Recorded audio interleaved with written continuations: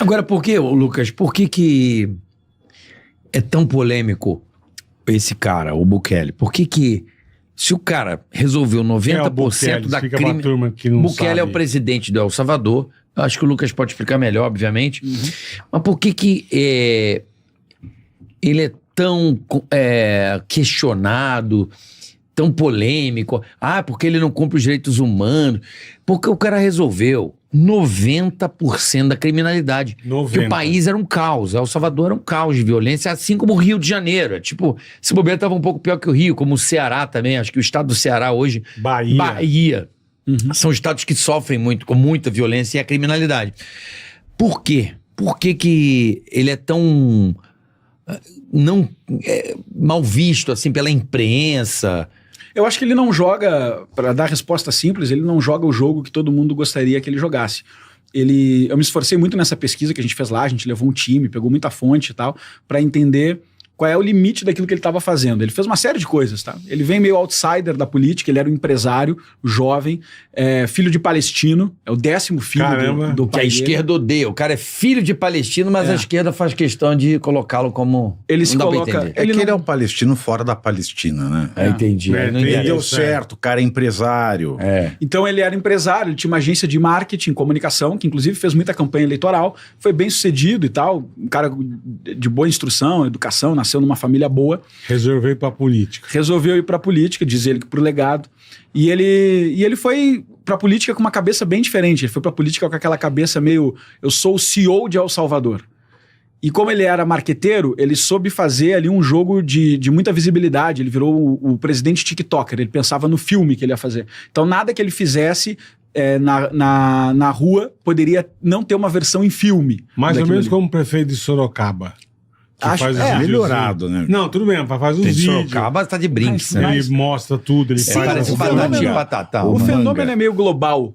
O fenômeno é meio global, assim. Mesmo, aconteceu em vários lugares, né? Mas o Bukele é publicitário. A expertise dele é fazer esse negócio. Então ele, por exemplo, ele começou a chocar quando ele fazia campanha de boné pra trás, óculos aviador, tênis New Balance, calça jeans e os pés em cima da mesa com filtro amarelado e postar nas redes. Ele fazia pronunciamento assim, entendeu?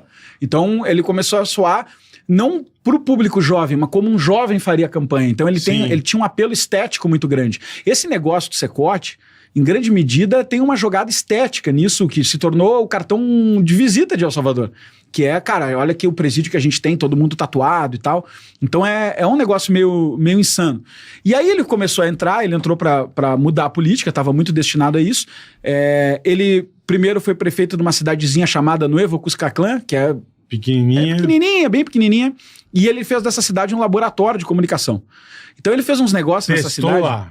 Ele fez uns negócios inútil, assim. Tipo, pegou um balão, aí fez o balão subir, não sei quanto, na atmosfera, pra tirar uma foto da cidade e mostrar que agora era uma cidade científica. Quando vocês puseram a japa no balão... O balão subiu. Sim. Ele fez esses negócios, sabe? A japa não subiu muito, porque ela deu no prédio, né? Ele pegou o salário dele de $2.000 de prefeito, e como ele não precisava de grana, ele falou, cara...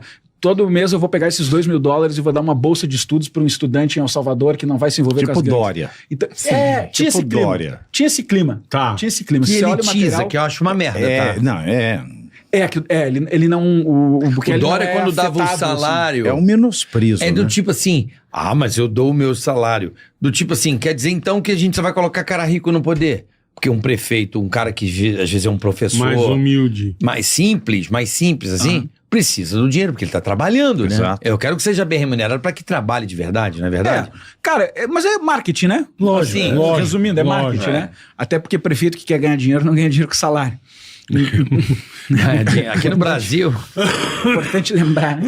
Então, é marketing. E ele fez esses marketings e ele dali saiu pra prefeitura, isso em 2015, de San Salvador, que é a capital de El Salvador. Que é considerada já foi pro grande, já. Já é considerada a antessala da presidência El Salvador. E ali ele acertou algumas pautas. Por exemplo, de novo, tudo as pessoas tinham que ver e tudo ele tinha que comunicar no digital. Então ele tinha que fazer coisas que as pessoas vissem na rua e sentissem a diferença no dia a dia e também todo o país visse no digital. Uma das primeiras coisas que ele fez, tinha um mercadão, assim, um camelô no centro da cidade. E ele desmanchou o camelô e reacomodou esses caras em um mercado. Que não era uma obra muito cara, era uma obra relativamente barata, mas liberou de novo o centro para ser habitado. Então um lance meio Cracolândia aqui em São Paulo, parecido, assim, sabe? Libera lá, só que o problema não era a droga, o problema só que lá tinha trabalhador, né? Exatamente. Aqui tem... Não, mas eu entendi. Craqueiro e morador em situação de rua. Aí né? a galera fala, pô, legal. E aí o cara filma, ele faz aqueles antes e depois, olha como é que era e tal. Olha o que eu fiz. Cara, legal. Não, então... isso é muito bacana. Porque aqui em São Paulo, a Cubaninha, outro dia ela foi lá na 25 de março, baixou Jesus no templo, ela começou a virar as barracas de camelô. Ah, aquela... A Cubaninha. A Cubanita, a vereadora. Da gente, Como é que é o nome dela? A Zoe. A Zoe. Ela virava mas ninguém sentou a mão nela? Não, porque tava filmando, né? Porque ela foi lá pra filmar, ela foi fazer isso aí. Ela é vereadora, pra tirar o camelô da cidade. Só que ao invés dela propor um camelódromo, ao invés dela propor algo que o Bukele fez, ela ia lá. E tantos imóveis desabitados no centro, né? Mas isso é importante, cara, porque às vezes a gente se confunde. A gente tá falando de um político tiktoker e tal, e a gente tá muito acostumado com o cara que grita muito no TikTok, faz uma militância muito incisiva. O Bukele não é esse cara. O Bukele é um cara institucional. Ele não chega gritando, falando berrando, alto, jogando as coisas. Não, ele se comunica sempre como uma propaganda de uma empresa. Entendi. Ele é muito cuidadoso na comunicação, ele vai na manha. Então ele fala duro, ele fala coisas difíceis, mas você sabe, você compara, você vê assim que ele tá equilibrando o discurso, o tom de voz, ele é um cara comunicador, tá? E ele começou, outra coisa que ele fez na capital foi iluminar a capital, nenhuma esquina sem iluminação. Pô, isso aí pra galera foi... Era uma bosta a iluminação? É horrível. Ou não tinha? Era horrível. Era uma merda. Não, tinha, mas sabe a coisa? Uma merda, tudo escuro, aí tem mais crime, vou etc. iluminar a cidade. Vou deixar tudo iluminado de noite, o cara vai conseguir ver tudo, etc e tal. Isso pras pessoas era, pô, quem é esse cara que tá fazendo isso aí? Mas tipo, ele conseguia isso da onde? Patrocínio, tinha grana? Filosofia simples. Acho que a parte mais difícil é essa. Governo de poucas coisas, razoavelmente baratas, mas muito bem divulgadas. Essa era a ideia. Eu vou fazer até porque ele é publicitário, né? Eu vou fazer pouquinho. Coisa barata, pouquinho. E eficiente. E que todo mundo vai ver todo dia e fala, pô, olha que legal isso aí, né? Entendeu? Olha que legal isso aí. E aí ele foi... Enfim, a história vai andando, ele vai concorrer na presidência e ele passa um grande trabalho. Nessa época ele era do FMLN, que é o partido de esquerda lá. É o partido de esquerda. Farabundo Martí pela Libertação Nacional. Farabundo Martí foi um cara da Revolução Agrícola lá atrás e esse é um partido em homenagem. Farabundo... Farabundo Martí. E esse cara, esse partido é um partido... Farabundo, Pablo. Que nome bonito. Farabundo. Prazer, Farabundo. O que é Farabundo? Farabundo. Farabundo Martí. Gostei do nome, meu. Era o comunista líder lá de El Salvador. Teve muito político da guerrilha, né, nesse partido. E isso, é o partido da guerrilha. Teve uma puta... Aquela mesma história que todos os países da América Latina, né? Oligarquia, plantação, aí depois tem uma ditadura militar para impedir uns comunistas, pelo menos diz que é para isso, fica uns 30, 40 anos, aí começa uma guerra civil, aí oficializa do lado, aí fica um bipartidarismo, uma direita meio fisiológica e uma esquerda que antigamente era comunista, mas agora é parte do sistema também. Como algum país que a gente conhece. Tem alguns, né? Tem alguns que a gente conhece, assim, né? Bem próximo. México é assim. O Brasil, né, meu? Mais pra cima, né? Então é a mesma história. E aí, só que o que aconteceu é o seguinte, cara, e eu acho que a gente vive um momento parecido aqui, por isso acho que tanto candidato quer beliscar esse negócio do Bukele. O povo, depois lá da pacificação, redemocratização, etc., os caras viveram 20 anos de governo dessa direita meio fisiológica. Um PSDB, pra facilitar aqui. Esquerda, centro-esquerda, vai. PSDB é centro-esquerda, vai. Segundo eu assisti no Brasil assim, Paralelo, o Teatro das Tesouras. Estou falando nas categorias do nosso querido telespectador, né? Não, mas o cara assim entender, assim. Tá? Não, porque eu assisti no Brasil Paralelo, eu vi o Teatro das Tesouras. O que o cara queria nessa direita? O nome do partido, por sinal, é Arena, o partido dessa direita. Arena. É igual que era o partido. E o que ele queria? Ele queria privatização, abertura da economia. Então, por isso que eu digo, sabe, uma coisa meio... Ao mesmo tempo era meio corrupto, meio centão, a desigualdade social era considerada muito grande, que isso atrapalhava o país e tudo mais. De outro lado, cansaram desse governo, elegeram a esquerda FMLN. Mais 15 anos de esquerda lá. Lá vem o Farabundo. Aí a esquerda, o que aconteceu? Ascensão maior da criminalidade, grandes escândalos de corrupção e tentou distribuir renda e não foi muito bem sucedido. Meio que empobreceu a classe média e ficaram... Nada diferente do Sol do Equador. O Zeitgeist é uma coisa, o fantasma do tempo, né? Ele paira bem... Aqui não no muda, né? É a mesma música, né? Então é uma história que a gente mais ou menos não precisa gastar muito tempo, porque é tudo meio familiar pra gente, né? Sim. Aí a galera cansa disso. E o Bukele... Só que lá a gente tem que lembrar que é bem mais pobre que aqui. É bem mais pobre que aqui. Pô, você viu o PIB de lá, quanto é? É bem mais pobre que aqui. O PIB dos caras é muito bosta, desculpa o termo.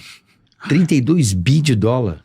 Exato. Cara, são 6 milhões de habitantes, é o tamanho de Sergipe esse negócio. Não é pequeno. São 6 milhões de habitantes e 1/3 da economia deles vem de remessa. Isso. O que é remessa? É cara que é de El Salvador e mora nos Estados Unidos trabalhando e manda dinheiro pra ajudar. Porque a moeda lá é dólar. É dólar. Ah, é dólar? Lá só rola dólar e Bitcoin e governo, né? Não é isso? Foi inclusive o Arena esse que dolarizou a economia e isso foi considerado uma das coisas que empobreceu os caras. Mas sabe como é que é a economia, né? Ninguém sabe bem o que aconteceu. Foi o primeiro país também a aceitar a criptomoeda, né? Isso já foi no Bukele. Aí o Bukele fala, cara, eu vou romper com esse discurso e eu vou dizer que eu não sou nem de direita nem de esquerda. É igual o Manuel Gomes. Kassab. Ele é igual o Manuel Gomes. Ele chamou os caras de os mesmos de sempre. Os mesmos de sempre. Tá. Eles falam que são a direita e a esquerda, mas eles jantam junto enquanto você passa fome. Esse era o slogan do cara. Você é de direita? Não sou, não.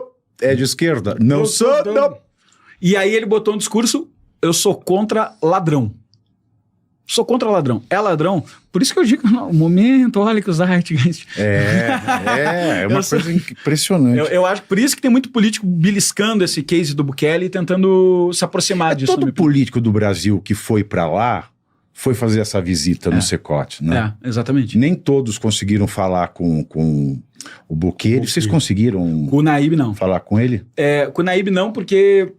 primeiro que é difícil, né? E tem uma série de... Quando você começa a tentar muito o presidente de um país, a gente passou isso aqui no Brasil várias vezes tentando entrevistar presidente, o cara começa... A assessoria dele, nem sei se é ele, mas a assessoria dele começa a querer ter umas garantias sobre o filme. O que é esse filme? O que fala? Quem induzir a narrativa. O que vai mostrar... Eu entendo a posição do cara, óbvio, né?